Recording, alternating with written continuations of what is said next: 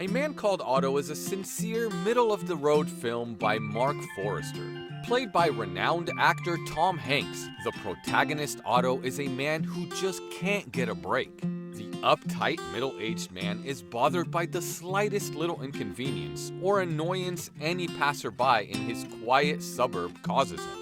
He gets so worked up that sometimes it brings back nightmarish memories of Ebenezer Scrooge. I argue with the insinuation of this movie that the bewildering, consistent odd man being unfair or irrational in every situation in this film. In fact, a lot of things he is annoyed by are in fact rather justified. Is there really a reason for him to buy and overpay for more rope than he needs just for the sake of rounding convenience?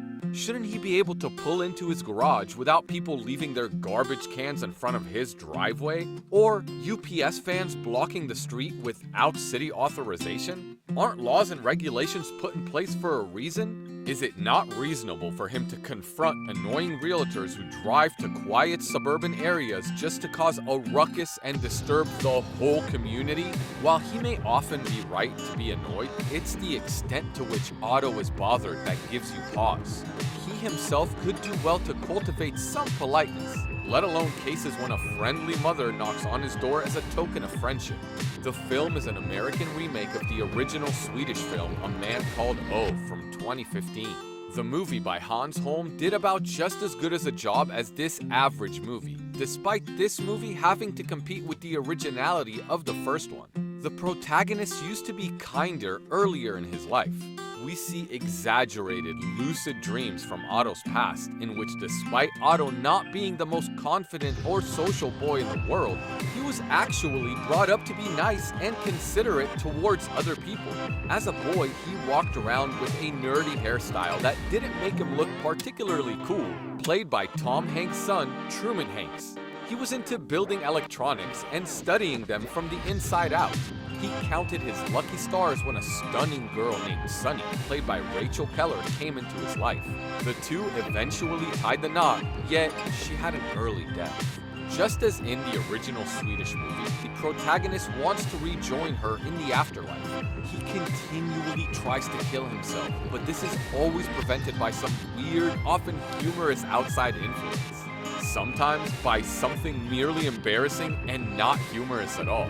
Tom Hanks' character is mainly prevented from doing so by his recently arrived new chipper parent neighbors, Tommy, played by Manuel Garcia Rulfo, who can't stop asking the irritable Otto to help him with stuff, and the upbeat Marisol, played by Mariana Treviño, who injected real personality into this movie.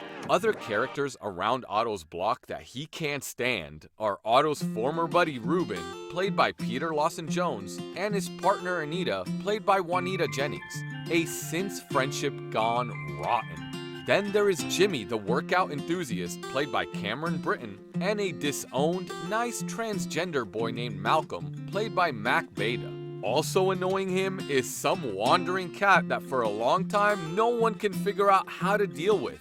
One of the puzzling themes in this film is why only well into the movie do the people bothering Otto pick up on the fact that he's not happy with their company. For a long time, everyone thinks fine of the man and expects him to come around, as his total abrasiveness and unwillingness to associate with them goes completely over their heads. Viewers will be baffled as to why his co-workers set up a party to celebrate his retirement, as they obviously won't get any gratitude from him, as well as why Marisol goes to great lengths to inspire him to be a kinder person, while Otto slams the door immediately on every opportunity. This movie becomes endearing though when he actually does take a turn toward becoming a kinder person and compensating for his disagreeableness. As it turns out, his heart is going to give out. One of the ways that he makes up for his vileness is by rescuing a person from death, while a bunch of other people obviously obsess over their chats and social media. After that, he gains greater kindness points by allowing Malcolm to live with him. Then, he befriends Marisol. These two are bright spots among a fairly ordinary plotline. The message that takes the cake in this film, though, is all the little things people do to work together as a cohesive unit to battle soulless big businesses operating as self-interested machines.